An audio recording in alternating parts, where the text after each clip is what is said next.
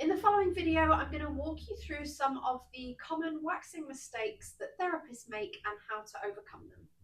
Number one is hair breakage and how to reduce the possibility of hair breakage. I'm going to cover two areas here, which is going to be your skin preparation and direction of hair growth.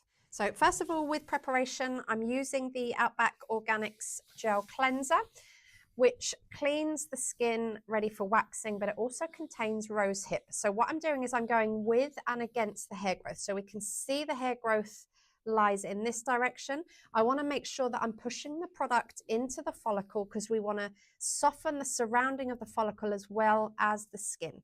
Once we've done our gel cleanse, we're then going to use the botanical oil, and we're going to do the same by just working the product in to soften and hydrate the follicles.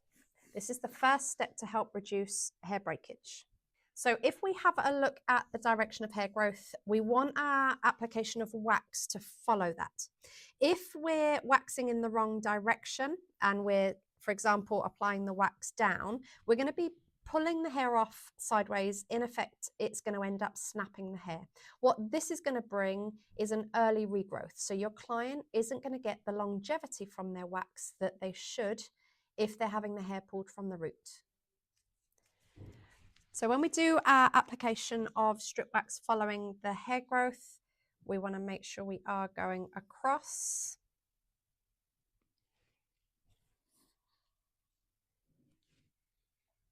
To complement that direction, and making sure as well that our removal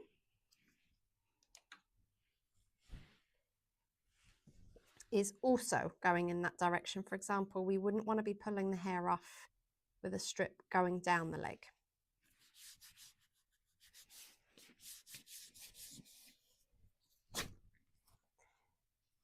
And once we've done this, it's going to lead nicely into our second part, which is how to remove sticky residue. So you can see I've left some wax on the skin and how to remove that.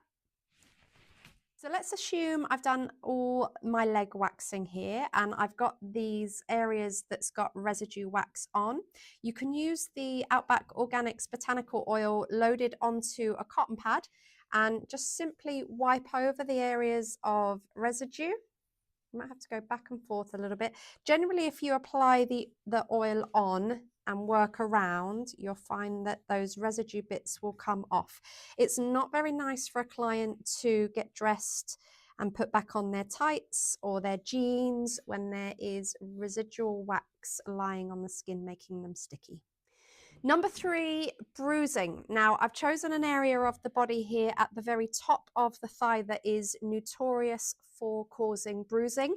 That's because the tissue here is very difficult, as is the inner thigh. They're very difficult areas to get taut for the removal of strip wax. So my suggestion for overcoming this bruising potential is to work in much smaller patches of strip wax where you can really pin the skin down, make it taut. For example, you can do a two-way stretch with a very small application of strip wax. Or, as I do, I actually use peelable wax on the areas that I don't want the wax to adhere to the skin, but I want the wax to shrink down onto the hair. Number four, the effects of an uneven patch application with your peelable wax.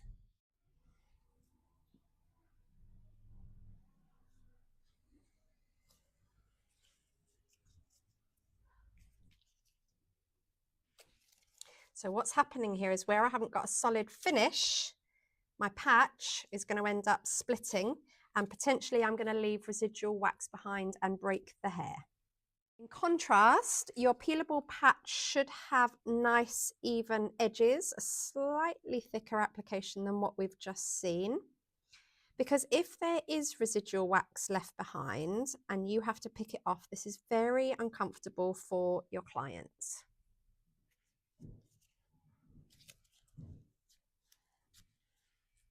Number 5, raised moles and skin tags. Now, if I was to apply wax, particularly strip wax, over the top of this and remove it with a strip, it's very likely that I'm going to break the edge, or even worse, remove the skin tag or mole, creating quite a great deal of bleeding.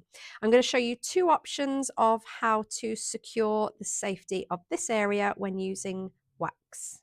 First option is to barrier the mole or skin tag, and I'm going to do this by using the Outback Organics botanical oil, which I've just got onto a cotton disc, and I'm just going to pop some on that area there so there is no way the wax can adhere or shrink. So now I've coated that with some oil as a barrier, I can then go with a peelable wax and I can go right over the area quite safely, and you'll see that the wax can't shrink or adhere to the skin.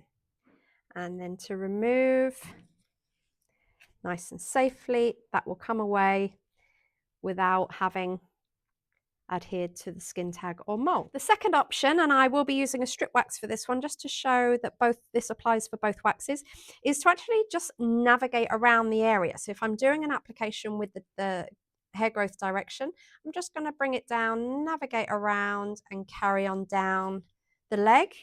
And then to do the removal, you'll just use your patch as normal. And that doesn't affect the mole or skin tag at all.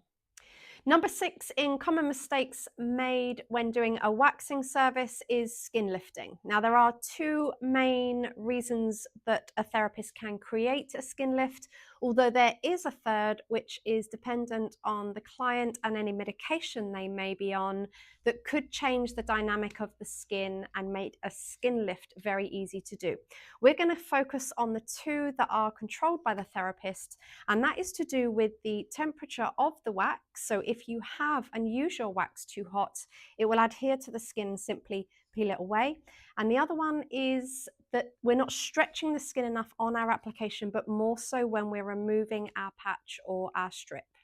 Let me show you quickly our waxes that are too hot and that are a good temperature to work with. So here we have the Outback Organics Amber, and we have this as a strip wax too hot. So just have a look how it rolls off incredibly quickly from the spatula, and it doesn't leave any pattern, any raised pattern in the wax below. This is too hot and will cause a skin lift. And here we've got the Outback Organics Amethyst strip wax. So you can see already as the spatula goes in, you can see the drag is a lot different. And if I hold it up on the spatula, the pattern that it's making stays raised before it sinks into the wax below. This is a perfect working temperature for the strip wax. So this is the Outback Organics Onyx Peelable. So this should be quite thick and sit on the spatula as a ball when it's ready. But if I put it into here, you'll see that it runs immediately off the spatula. This is a peelable wax that is too hot and will very likely create a skin lift.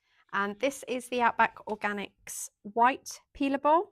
So you'll see when I bring this up onto the spatula, it holds a round shape without rolling off the spatula. And this is a perfect working temperature so that we do not create a skin lift. So hopefully this video showing 6 of the common mistakes therapists can make when waxing has been useful for you.